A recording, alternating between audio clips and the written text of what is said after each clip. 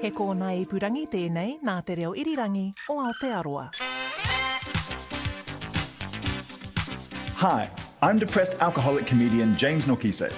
A couple of years ago, I had a mental health breakdown which resulted in panic attacks on international flights, stepping in front of an oncoming bus, and eventually showering so long that I began to get a little bit hungry. And that's when I discovered something magnificent. Through the magic of takeaways and running water, it turns out my mental health safe space is eating fried chicken in the shower. And that's how we've ended up here, a mental health podcast on headspace and happiness. This episode, I'll be talking to award-winning hip-hop crew, SWIDT. We'll be chatting lessons in geography. The simplest thing, call out fucking Domino's, call out Pizza Hut. Yeah.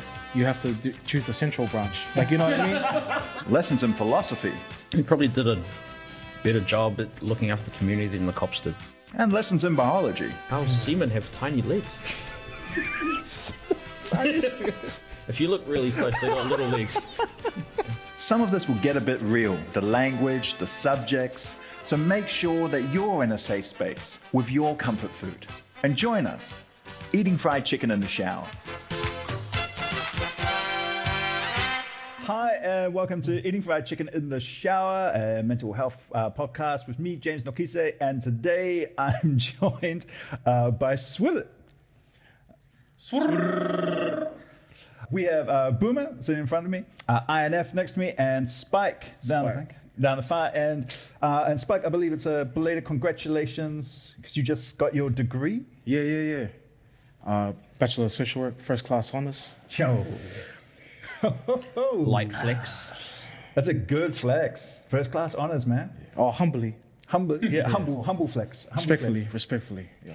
How long did it take to get that? It took a lazy 4 years. That's all right. 4 years of hard work, determination, resilience, perseverance, and unbreakable wit. I mean will, but both work. That beats my 5 years to get my BA with a B average.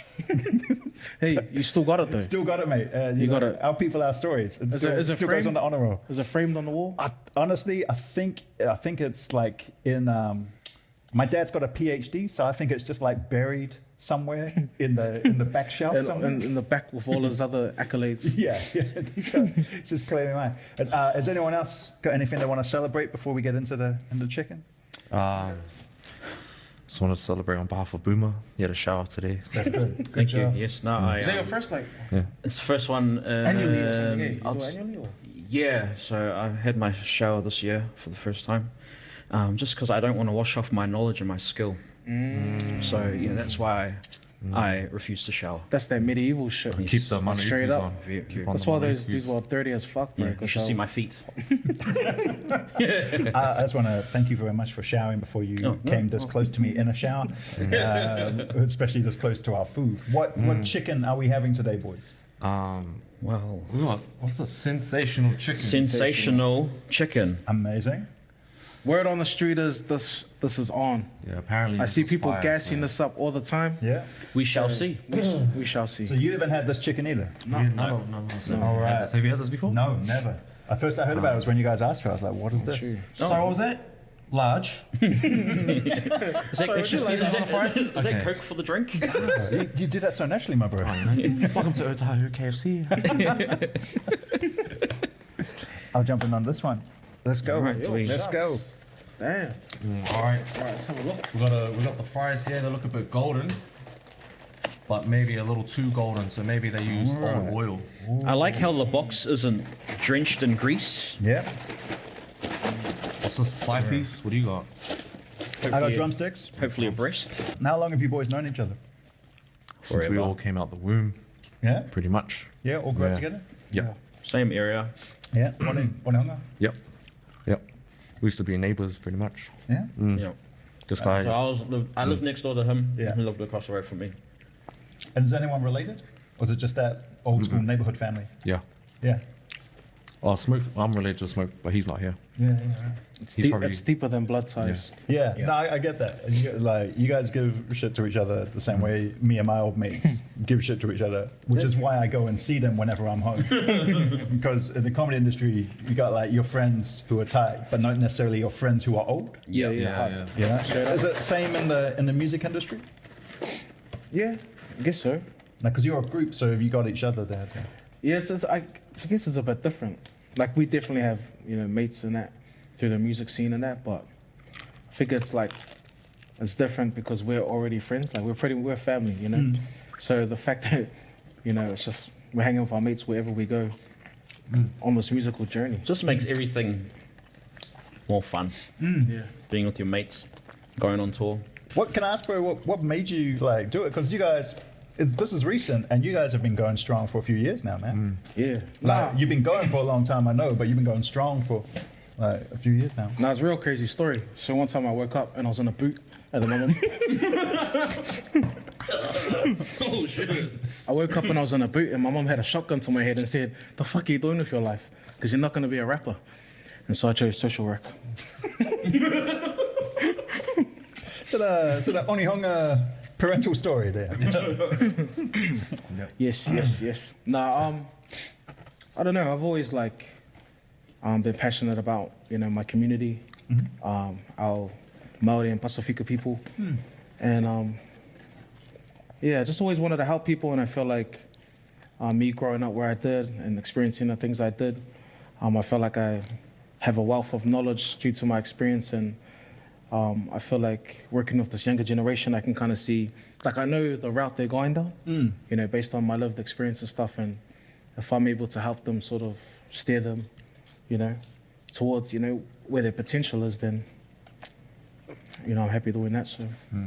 But for real now. No, for real. The truth, tell the truth. But your mum forced you to get that. Mum just had a shotgun to my head. It's like, is that next generation coming up? Because you hear those stories a lot, especially in hip hop, in sport with our athletes as well, like coming back for the next generation to make it easier. And that, anyone who knows your music will know that that comes through in what you guys are talking about with your music. What was it like for you guys, like when you were coming up? Were there people there coming back for you, giving you support, or are you first generation pushing through? No, we definitely had. I reckon this guy's older brother, because he would have passed it down to you, which you passed to us. You know what I mean? Yeah. The beginning stages. Like I only started making beats because I was hanging out with this guy's house while he was on. You're the hanging out with computer. my house, bro. Yeah, Fuck, man, I was hanging out with my house. you weren't there, bro. I was just sitting outside on the step, G, talking to the fucking door. This is a real weird question, but I've found it in some audiences, especially younger ones. When you hear dorm raids, I'm guessing because you're educated and you're from where you're from. But do you encounter like young people, maybe not where you're from, but like people in your age group or people from where you're from but are younger, who hear dorm raids and are like, oh yeah, that label? Yep. How's the time. like being from Onehunga? How does that hit you? I don't know, because like from my perspective is like growing up, I didn't even know about that shit. Real? Like till like after school, I think, and so I can understand if like people aren't aware of it, you know? Yeah. Especially because they don't really teach it in school. Yeah. They won't teach it in school Why? because that's just the education system, bro. It's not designed Because for bro, they're us. feeding us Yeah, when I see like the people white man's narrative. with like a Dawn Raid t-shirt or something, I'm like, fuck, how they must know someone Like, gee. or have access to the information. Do you even back then, like straight up with like Dawn Raid, the label and shit, and all their t-shirts and that?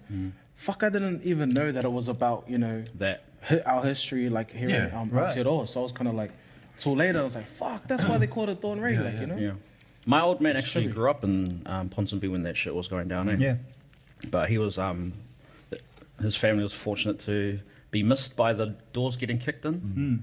So like my dad knows all those guys and grew up with them, went to school with them and shit. But I think it's a touchy subject when I bring that up with him. I was going to ask, do they talk about it? Nah. Not really. Yeah. Oh, my dad used to have like Polynesian Panthers, like what's Yeah, it, same reggae, area, like, right? Yeah. Dad went to Mags. Yeah, and- yeah. Yeah, right. Yeah. 'Cause he was Central like his family was from Greyland. Because So, like yeah. for me, I'm like late 30s now, so I was like a kid in the early 80s. Bro, you don't even look 30. Thank you, my brother. You look 50. I'm just kidding. I'm just fucking with you. Thank Can we you. do that? Can we do that to the host? Thank you, INS. That caught me off guard. I thought it was like legit props, and then I was just like, yeah. Nah, that was real enough. I felt nah, it's cool. Don't say that. Don't say that. That was a. let me build you up to fucking destroy you. Wow. But like, Way to go, bro. This is a mental health podcast. We're never coming back. We're never coming back. how was it with SWIDT? My mental health was shattered. My mental health was shattered from it. Hey, but like when I was growing up, I would see stuff. So early 80s. And my uncles are staying. Oh, my aunties are staying. I'm a kid. I'm like, yay. Yeah. And then I get older and I get to high school, our history and that. And I'm the generation that when Oscar wrote Dawn Raids, you know, it kind of apart.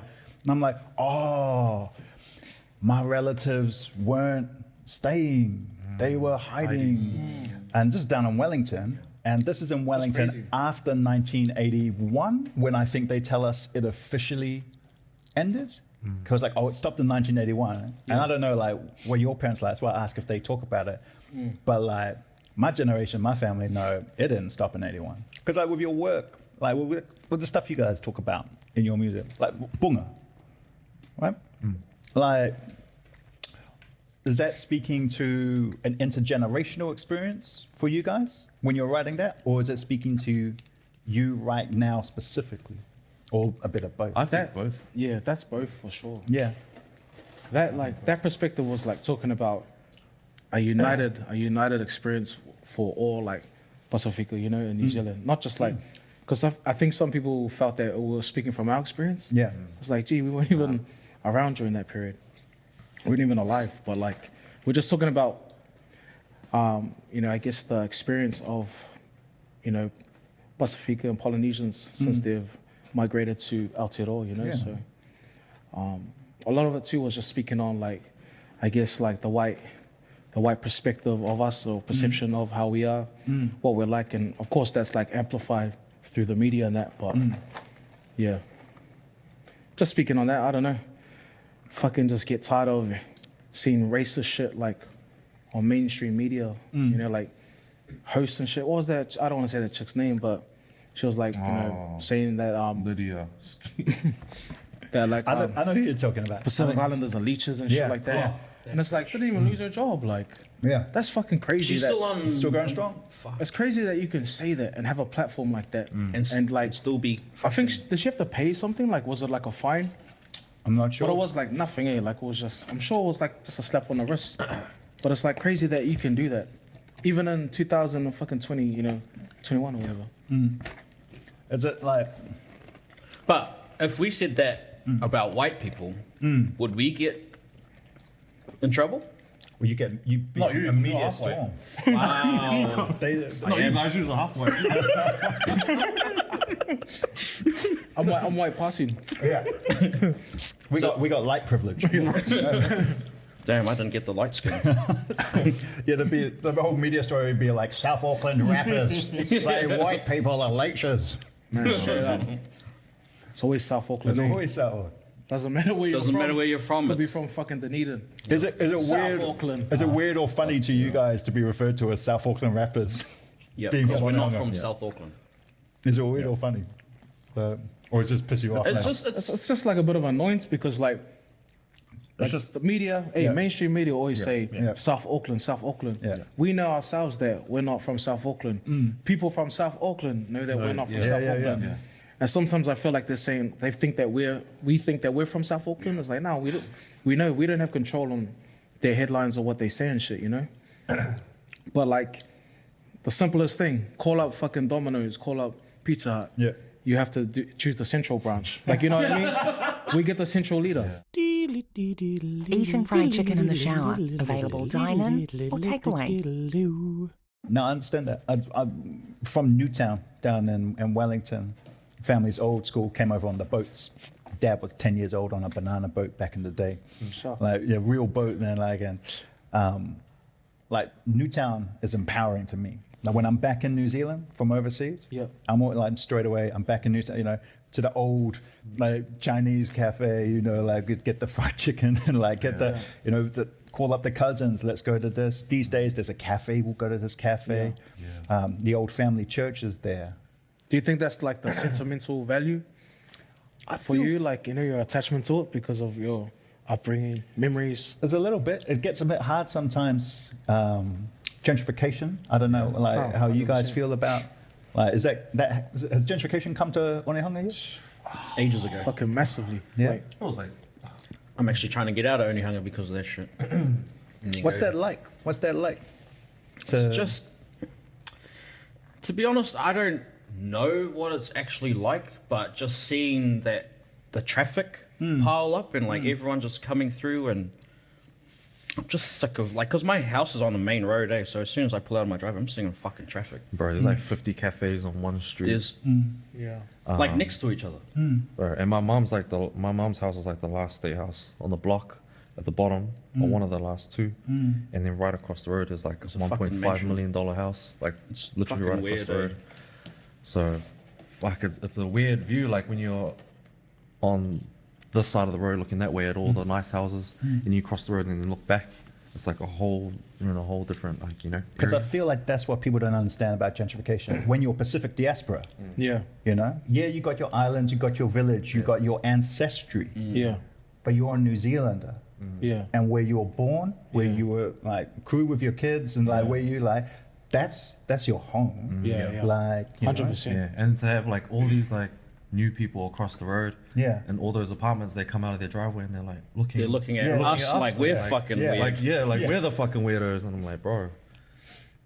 Yeah, that's facts, eh? Like, I feel like that's like our music really is that, because like, you know, we were born in New Zealand, and it's like, you know, essentially Onehunga is our village, you know. So yeah, identity's it's definitely a tricky thing, eh?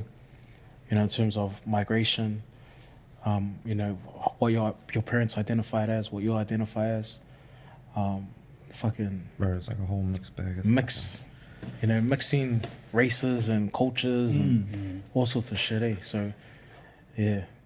Is it weird to feel you can't live where you are from? Because like I'm in a weird position Yeah, where I know, like eh? people keep telling me, oh, well, you know, when you move back to Wellington? I'm like, I can't afford to live in Wellington. Yeah, yeah, You know? If you sell your parents sell their place, then like, can they afford to buy another place in Onehunga? No. So like, what's that? yeah. You know? That's I know what you're saying though, that's- yeah, because that's- if we identify that as our village, and we can't even fucking can't live even there. live Yeah, there. yeah. Yeah. That's Bro, it's like- psychologically, that can play on you. $600 a week for a 2-bedroom, 1 bathroom, and it'll be fucking smaller than this. Yeah. I reckon there's layers to it too, because you know how we identify with Onehunga Hideout, like that's our home, that's our village. But then, you know, we're not even tangata whenua. You know, I'm not tangata Absolutely. whenua. Yeah. So there's a different level, like, you know, for them, like, who do come from that area. Yeah. That's their actual, you know, Yeah. Yeah. their actual home and stuff like that. So it is funny. Like, sometimes I find it like, we're from here. You know, Well, this it's is like our there's hood. people This who is our are actually neighborhood. from Yeah, here. and then, but, you know, then there's tangata whenua, mana whenua and that, so, yeah. There's that awareness and like understanding that, you know, there's other people who have a similar kind of thing to you guys, but have had it for longer. Does that ease, like, you know, gentrification stuff, or does it like build on top of it and make you even more pissed off? I think it just makes me think like, you know, yeah, I was born here, you know, I grew up here, but, you know, this isn't my ancestral, you know, plane. That's not my, you know, yeah. I think it's just mindful, because, you know, you get so lost and you grew up here. That's why all these white people are telling other people to fuck off back to their homeland. It's like, you fuck off back to your homeland, you know? Yeah. Because they've been here for ages, and like, some of them would have just been born here like we were born here, and they feel so entitled to the land and shit. And it's like, buddy, stop telling other people to fuck off. And it's like different because like We're a not- fucking overstay as well. we're not it's not like we're trying to actually take over that area anyway. So it's kind of different. Like, whereas, you know, gentrification, everyone's like building on that place and like trying to change it and, you know, take over, I guess. Yeah. Whereas we were just like proud of it and taking care of it as it was, and, you know. Yeah. We probably did a better job at looking after the community than the cops did. And the cops ever will. Yeah. FTP, feed the people. I want to ask you guys something about on that thing with media, and that, like, there's a story. It's a little while back, but it was about the Pacific youth and how they were the most affected by inequality, like housing and economics, and how that like hit their mental health. And so, of all the youth in New Zealand, it's the Pacific youth. And Maori are like right there as well, because we're always separate in the Caucasian world. And it said that like 1 in 3 was contemplating suicide at some point in their high school years. That speaks to my experience, speaks to a lot of my mates' experience, my mates' family experience. But when you, this is 2021 article, I can speak to a Wellington experience. Do you guys mind speaking to a Onehunga experience? I feel like just like being Pacific Island in general, you know, in our culture, you know, it's very, the man is the head of the family. They have all these responsibilities. It's real, you know, alpha male. You know, there's a lot of that within the culture, and I feel like that's a big part of with the suicide rates and stuff like that, because, you know, people don't feel comfortable opening up with how they feel, because then, you know, they might get, you know, some backlash or negative comments. Like, you got to think, if you're a young person and you're trying to share how you're feeling in that, and then the people you love and you hold dear to you are like, bro, harden up, or shut up. Like, you meet a negative response from you pouring your heart out, you know, you're not gonna do it again. You know what I mean? And then you're just gonna bottle it up. It's gonna stay there, and it's just gonna get worse. It's gonna fester, eh? So it makes sense, you know, because we know growing up, I was always like, harden up, or just like, I'll give you something to cry about. Like, You wanna cry? But even in sports, say like using like homophobic slurs and stuff, like get up, you know, I'm stopping now, you know, harden up, like, you know, are you a man? Like, you know, all of that shit adds up. Like, imagine that playing on your mental way, and that becoming like the norm. The general consensus amongst people is like, you know, to be a man, you got to be this certain character. Of course, you're going to try to live up to that, regardless of what's happening on the inside, eh? So, yeah, no doubt. Like, so you can't even be toxic. Can't even be a kid or like a teenager, and all of that is like being slurred at you, and you just want to be yourself, and, you know, with all these expectations of you, especially of your like parents and, you know, or siblings or family members, throwing all of that on you mentally, that's gonna fuck you up at that age, you know. Even like, hey, just like being a male, then a Pacific male, like, you know, there's all these other like layers to it, you know, and massive impact, eh? I always think, like, we were talking about it before, eh, about when my grandma passed. But before she did, she was in the hospital. Then my uncle, me and him were outside the hospital room because she was in a coma. And then out of nowhere, unprompted, he goes to me, I've never cried. And I didn't even ask him a question. Like, he just brought it out of nowhere. I don't know if that was his own insecurities or him trying to be like, in that moment, feel strong. Maybe when he wasn't, he was probably feeling like, you know, like a bit weak and that. And so in my head, I'm a young, impressionable male. This man is someone I look up to. He's a role model, someone I love. He's saying this to me. So I'm taking it as Bible, like, okay, right. That's how I have to navigate this world. Be solid, you know, no emotions. And so that's how I carried myself, throughout the whole process and stuff. And then when I finally had to say goodbye to her, I just broke down. Emotions were flooding, crying, like uncontrollable crying. But it was that type of crying is like, you can't anticipate it. It just came out of nowhere. Like, I'm all good. You know, just with everyone just chilling. Mom's like, say goodbye. I go say goodbye. It hits me.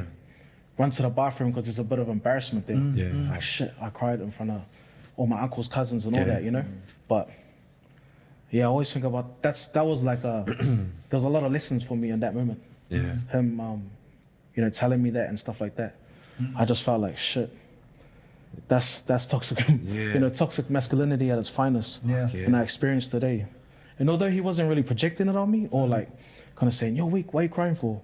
He was But just him, saying, hey. he set that like the tone Yeah, for yeah. what it is to be a man, what we perceive a strong man to be. Yeah. And so, you know, I bought into that. So I think it's what I always parents think about it. Yeah. Like even to this day, I think like, man, in hindsight, I was like, fuck, that's pretty crazy. Yeah. It's like telling a kid, you know, who's losing his, you know, someone who's very close to him, his first loss, never dealt with grief and loss before. Yeah. And then that's how you prep him to deal with that. Yeah. Like that's crazy, right? Yeah. That's like, so my dad passed away. He like, fuck. As soon as he passed away, I only just started to realize how much he did for everyone. Man, I was like, damn, because like Facts, he yeah. worked every day. Like he would only have Sunday off, and that was just like to chill, like do the laundry or like all the like other chores around the house, relax, watch TV. And then from Monday to Saturday, I was like, I hardly ever saw him. Even on Christmas Day, he would work Christmas Day, and like he wasn't really like into like getting gifts and stuff like that. All he wanted to do was just chill. So I'm like, fuck, this guy like works so much that like he actually passed away at work.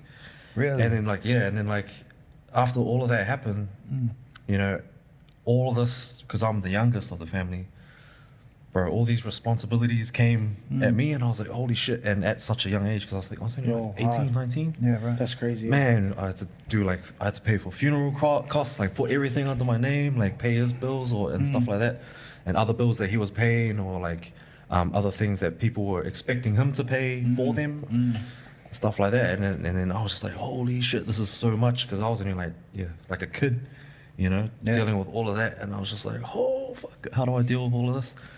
And I just thought, shit, like I don't want to be not like that, but I don't want to be imprisoned by all of those expectations and by people asking so much of me just because, not like just because we're related, but like, you know, I want to say no. Like I think it's good to just say, nah, I'm sorry, but you got to hold it down, right? You can't, Because do it, otherwise like, that's you going know? to fuck me up, and I've got a whole life to live and so on. So yeah. You know, in that moment for you, was it like, did it hit afterwards?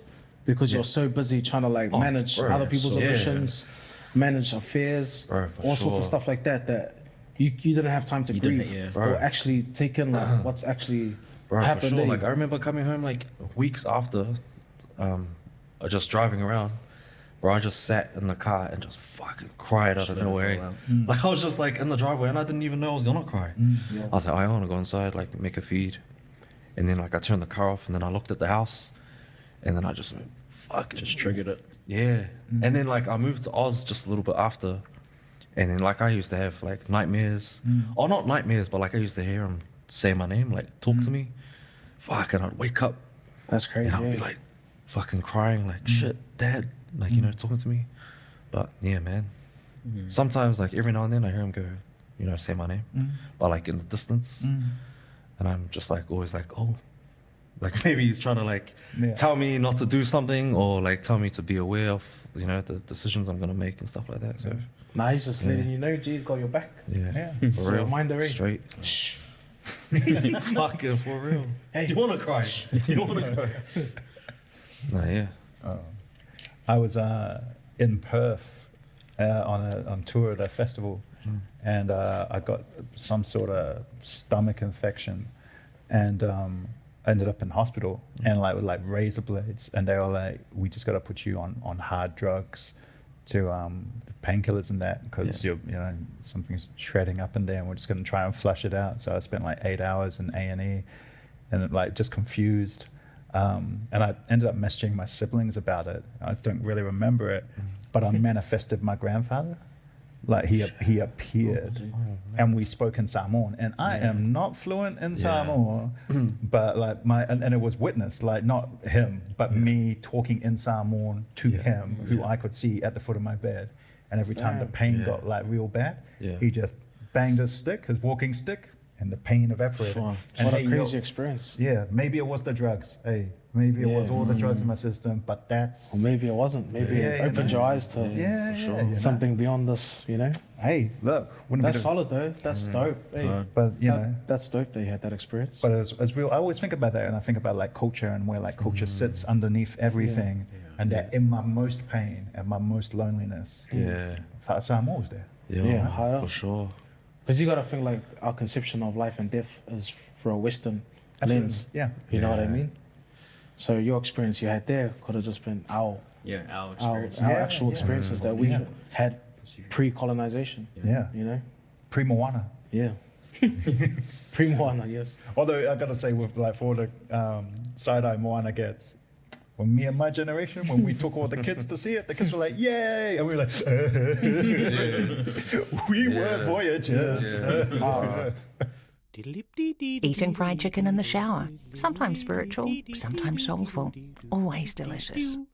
Going back to toxic masculinity, just being strong in how you feel, strong in your thoughts and your feelings are valid. And I feel like it's just being more normalizing it. That it's not like, oh,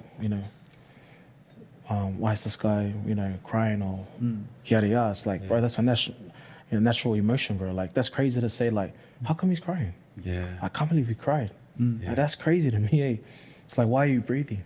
It's the same as that. So it's crazy that we've come from a place where it's become like almost like taboo to cry for a meal.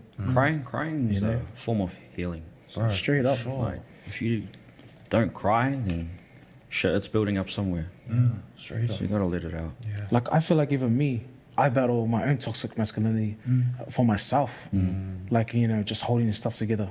Like I'm not speaking from a perspective where I'm like, I've battled this. I'm all good. It's like, bro, I'm still dealing with this shit myself. Like and like times that I have cried, which I feel like I need to cry more, to be honest.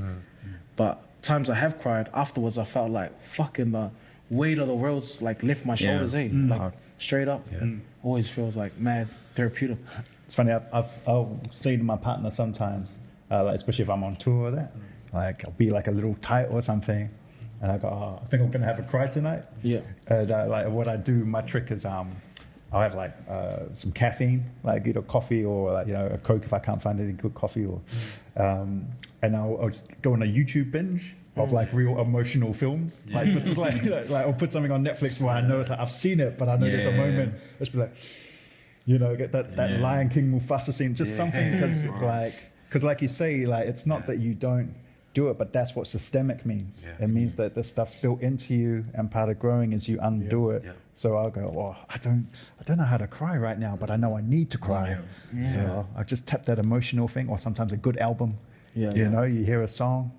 I remember when Bunga dropped, and all my generation, that was like just passed around, just like, hey, you gotta hear this, and everyone's like, yo, man, because just to speak to what you guys are talking about, the catharsis that it comes to hear, and without sounding old and patronizing, because I only got like 10, 15 years, 10 years on you guys, but like to see young men coming out and speaking it and talking about, I can cry, great, because I grew up in a why you cry, and to say, hey, you can engage with your emotions. It's healing to laugh and to cry. To hear that makes me emotional, man. So I'm like, oh, thank God, the next generation, it's easier, it's clicking. It's almost like it's traumatizing a little bit, eh? Yeah. Like you weren't allowed to cry. Yeah. And that's kind of traumatic. Whereas it's like, fuck, I just can cry whenever now, and I feel like we put that a lot of trauma into our music too. Like not like we sell it, but we kind of do, like, because it's all storytelling. Yeah. I feel like that's like mad important, especially to get through things and to get things off your chest and stuff like that. It's a crazy concept though, like being a prisoner to your feelings, eh? Fuck, yeah. Like, that feeling of not even being able to, convey a certain emotion. Like, that's crazy, It's like And that- people telling you how to feel of your emotions. Yeah. Like how you should feel. Yeah.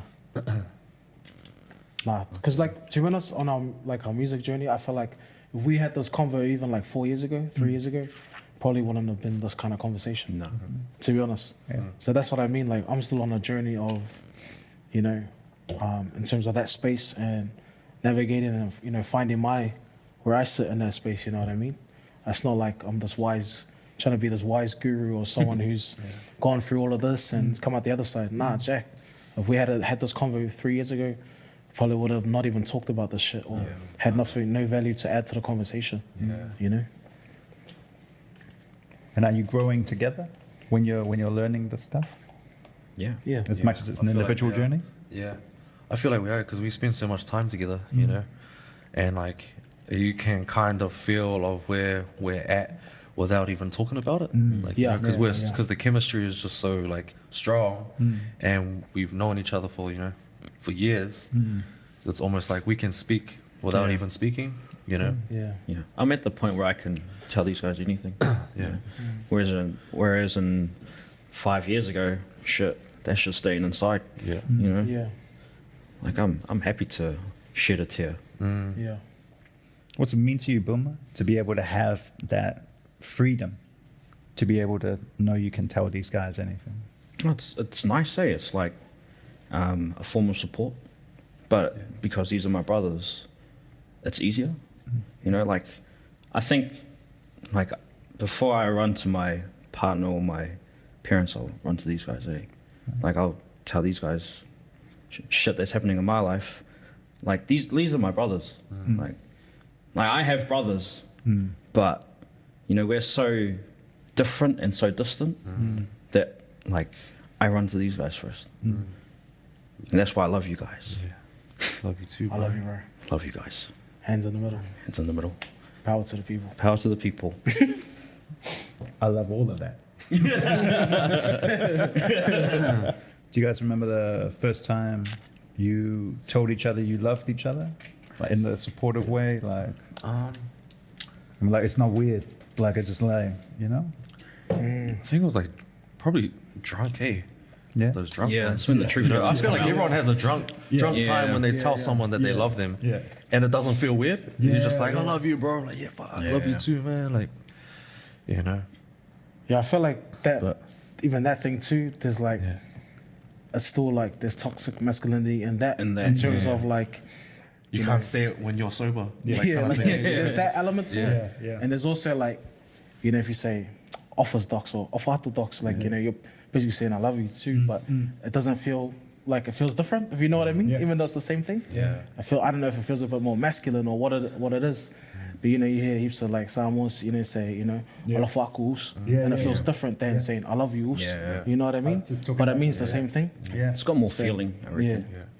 So yeah. Who cares about the English language? Yeah. That's all we speak. Alafaku docs.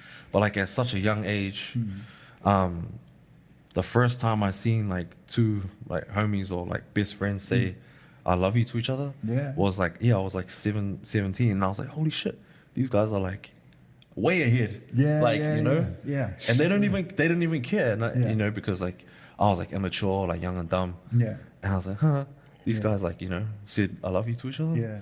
And then I was like, as I was getting older, I was like, man, maybe they're just like ahead of the game, you know, and just more open at that age with each other.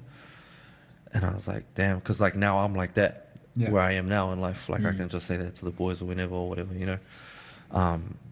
I feel like I was just unsure and, you know, misinformed, I guess, or like uncomfortable with my feelings, you know, to be like that around my friends. But now it's just like easy. We've just normalized it, Yeah. especially in Yeah. our group. Yeah. It's crazy the way, like, even that. Like, you know, to love someone is to, like, care for their mate. Yeah. And it's like, of course you could care for your close friends, your brothers, but then saying that word's like, oh, nah, Jay, I can't fucking say that. Yeah, you know? It's like you can show it. Yeah, but show it, you don't even yeah, say it. yeah. Yeah. Yeah. But see, you can't even discriminate on that because, you know, people have different love languages. You know, some people it's service. Yeah. You might not ever hear I love you from someone. but you they'll can do tell by everything what for they you. do for you. Yeah. You know, so Yeah. that's another layer to it. You know. I think for a lot of our parents, you know, that love language is service. Yeah. Yeah. You know, How- I think that's part of where it comes from. do you think that's like fucking sculpted from their upbringing, like culturally, or do you think it's innate, like it's just I think a bit of both. nature and nurture? I think the way that Whaasamoa presents sometimes. Yeah. And of course, I speak to it as a mixed race, pale presenting New Zealand diaspora, but it is service. Yeah. You know, in that whole sense of the ainga of, you know, the person, the family, Yeah. the community, the village, you know, so it's always the circle. Yeah, hard up. But then there are people who, you know, service for them brings them joy. Yeah. And you know, and the innate joy from allowing your kid and his mates to, you know, Be happy, upstairs and you know, Yeah, of course. of getting your kid out of bed, of making your parents coffee when they're back from a shift. Yeah. Yeah. You know, I think about that, how like when my dad would be doing pastoral care and come in at 10 o'clock, I'd make him like a cup of tea without like, not because I was commanded to, Yeah. because he's had a hard day and I want to, Yeah. and I wasn't like, oh, I And it love made you Dad, happy here you too. go. Yeah. And it Yeah. made me happy to Yeah. make, Hard up. Yeah. So, It's transactional I'm way. like that too, yeah. You know, he gets happy. He gets a transaction out of it from you gifting him something, Yeah. and you get benefit from him being happy that you gave that to him. Eh? So yeah. As